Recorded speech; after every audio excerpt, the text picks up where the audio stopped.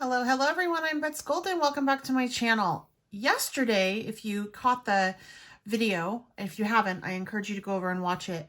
We created this background, which is a 4.25 by 5.5 piece, so it's an A2 card front size, with the new Simon Hurley ink, and his new color is Sidewalk chalk. Okay, so this is the new color that's out, and that's that color right there. And then we went over with his Piggyback, Rosy Cheeks, and Prom Queen, blended it out, and then ran the stencil on the top, lifted with some water, and we have this really pretty background. So I want to pull this back into today's project, in which I primarily focus using the beautiful, lovely Lilies background. It is a stamp that is a pull apart, so it makes 1 6x6 or 3 individual stamps. I'm going to create a kind of like a clear front card, so I'm not going to use a card base. So for this project, you are going to need a piece of white cardstock along with some pigmented ink, because I'm going to emboss, and then also, of course, some embossing powder. You're going to need the white cardstock, like I said, and then you're going to need to take a sheet of acetate. Now, you guys, you could technically use this for this. If you don't have acetate, think about your packing material. You can use something like this, totally work. Cut it down into a 4.25 by 5.5, and then take a strip of white cardstock, cut it down into 5.5 by 2, and this is going to bind. So what we're going to do is we're going to create a really pretty but simple card, and I'm going to pull out my Misty because I'm going to use some embossing on this, and I'm just going to pull out this pad right here because I'm going to use this, which is a rubber cling foam. It's not a cling foam, it's already cushioned, so I don't need that pad. And I'm just going to take this stamp, and actually I think I want to use it this way, so I'm going to take this stamp like so, and I'm just going to line it up. It doesn't have to be perfect because I am going to cut it out. For this, I am going to use my pigmented ink, and you can use a clear pigmented ink if you wanted to. However, for this, I'm using black because I want it to be a vibrant black, and I just want to make sure that I get it where I need the ink, okay? So there's no places that I accidentally inked and I can't see. That sometimes happens when you're using straight up clear embossing ink. I'm going to use my little powder pouch here and just powder the surface. What this does is it allows the moisture to be gone, and when I emboss, I will not emboss in some different places that shouldn't be embossed, like a fingerprint or something like that, because the embossing powder will stick to whatever is moist on the paper. All right, so once I have this nice and inked up with my pigmented ink, just gonna go ahead, stamp it through. Really pretty. Carefully remove this. Going to set my Misty aside because I'm done with that for now. And then I'm just going to take some black embossing powder and emboss all of it. I love the Lily set because it's not going to require much from me to make this beautiful. I mean, I don't have to color it per se because it's white. I can color in the leaves green or something like that. I might do that, but first let's just do this. So I pulled out Forest Moss. Let me make sure that this is still, yeah, there's still, sometimes I have to refresh them with my freshener, but that works pretty good. I'm gonna color in the leaves, but before I do that, I just wanna trim it down to the right size. I don't wanna waste my time coloring when I may not have to. So it needs to be 5.5 inches tall. So I'm just going to take and cut off the bottom.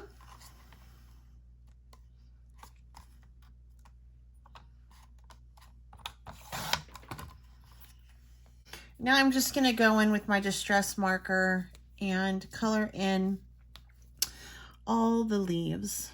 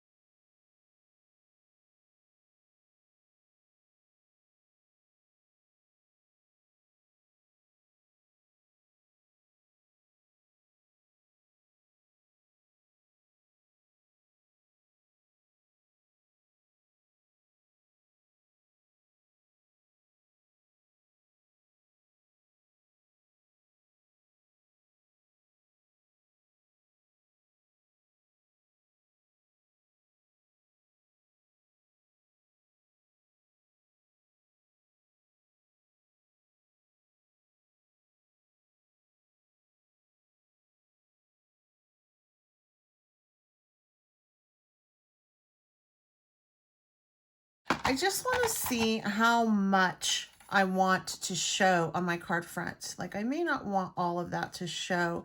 So I'm going to just cut the edge off like so. And let me just see how much of that I want to show. I think I want to take off. Oh. All right.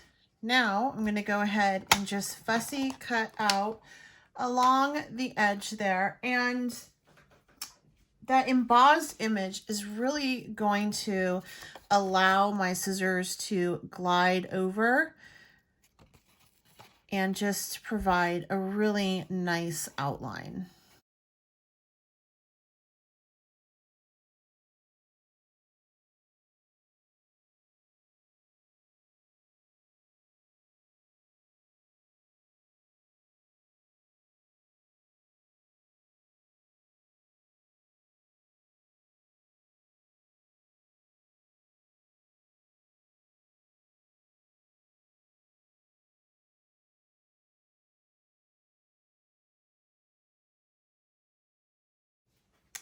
So as I'm looking at this, I notice that there are some stems and then some of these little bases, and I want to go ahead and just color those in as well. And for the stem, I can just go in with the fine tip end and color that in.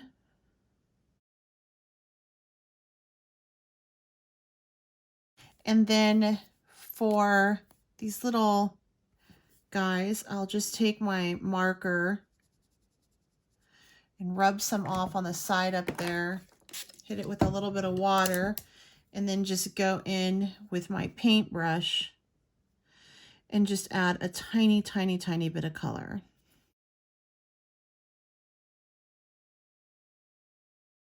Now the background is also white where the flowers aren't, and so I do think that I want to pop on a little bit of color in the same way. So I'm going to go get another distress marker and do that same type technique in the background.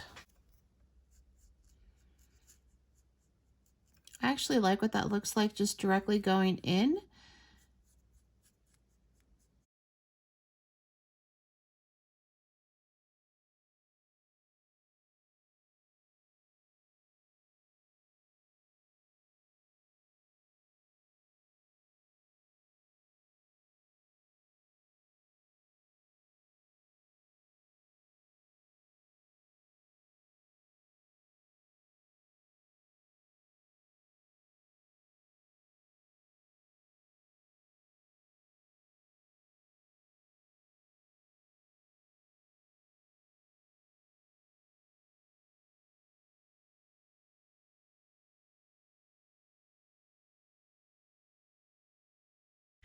Now the border piece is done, so I'm going to set that aside so it can dry just a little bit. And again, I wasn't originally planning on going in with my distress markers on this, but as you craft, sometimes things pop into your head and you just kind of have to go with it. I do want to stamp a sentiment, so I am pulling the sentiment out of this He Is Risen, the Have a Blessed Easter, and I'm going to stamp this with some jet black archival ink, but I'm not going to do it on the acetate. I'm actually going to do it on the little corner of the card base that will be seen in through the acetate. So I'm just going to go in with some of this jet black archival.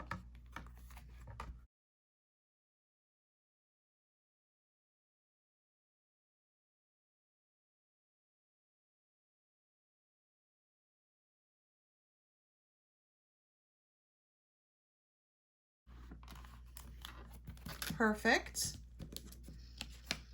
And stick around to the end and I'll show you how I clean this archival up, even though it might dry like that. I have a really great product that I've just discovered. Okay, so from here, I actually want to ink the edges of this. So I'm just going to go in and run this on my pad.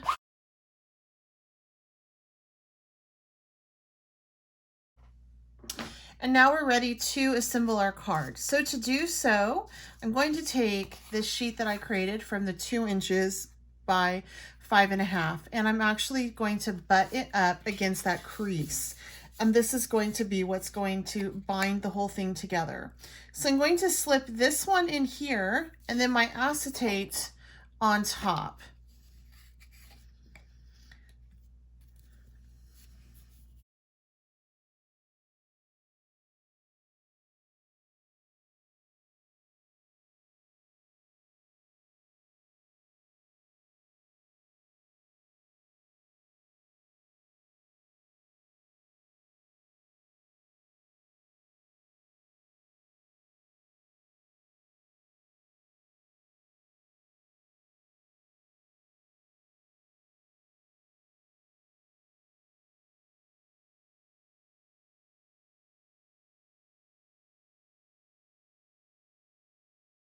Now that's not so pretty, and that's why we're going to put this on top of it and camouflage the whole thing.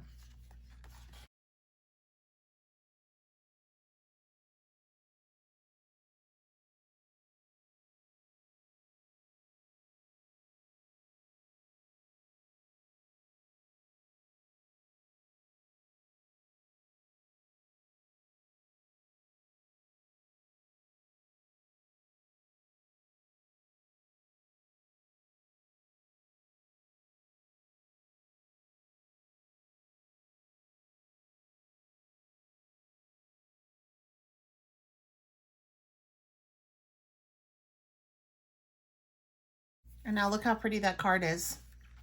So we have a beautiful clear front card that you didn't have to use a card base on. All right, you guys, I'm going to show you real quick how I clean my archival ink stamp when it's dried with the archival ink. And this actually works on a lot of different surfaces, but if I can't clean it with water because it doesn't want to come up, this is still wet. And the archival ink does have a little bit of wiggle room whenever you use it, in the sense that it takes a little bit longer than like a StazOn ink does to dry, but once it's dry, it's usually on there pretty good. However, this product right here, Best Cleaner Ever by ScraPerfect, it's an earth-friendly, people-safe solvent, and it works really, really well for cleaning off your stamps. So I don't use this with my dye inks or even my pigment ink, because that I can wipe clean with just a little bit of water and like my stamp squeegee. And I do have on my website an article that I wrote, I'll tag it, about how to clean your stamps, because you don't have to use this on all of the stamps, but water won't get it all up either. And you might be going, well, it doesn't matter because it stains the ink and it's not transferable. And I agree with that. And you know, I don't usually clean my archival ink stamps. However, I have noticed that if I want to go back through and use a yellow stamp on top of this, though the black will not interact with the yellow. When I stamp it, it will sometimes pull some of that black ink off, and then I'm left with kind of a black splotchy image. So I have started to go through and just clean all my stamps all the time. And I'm just waiting for this to dry. It looks like it's pretty dry now. So what you want to do is you don't even have to use that much. You just have to spray it once, and then just take a paper towel or a rag and just go in and just remove it. And this removes all of that archival permanent waterproof ink. I mean, it gets the majority of it up. So what I'll do also is, as I'm going through, and let's say that I'm doing like a mass stamping session, I'll go through and I'll spray some of it on my hands. And that way, after I get done stamping, I can wipe my hands and move on to the next stamp. Then once I'm all done, I just take some water, spritz it into my hands, and wipe the residue off, and I'm good to go. Same with this. It does leave kind of an oily residue, so you just do really want to go in when you're done with a spritz of water just to rinse it off, and it comes up really, really nice. And it works great. I just discovered this recently, and I thought that I would share. I've been sharing it wherever I can because it's a really, really great thing to have in your craft room just to help you clean. You know, you can clean off your mats with it and, you know, things like that. So really great resource. I know it's not on topic, but wanted to share. And I will have everything I used to create this card listed down below, and come back tomorrow so that we will play with another one of Simon Hurley's new releases. Until next time, I'm Betsy Golden. Happy crafting.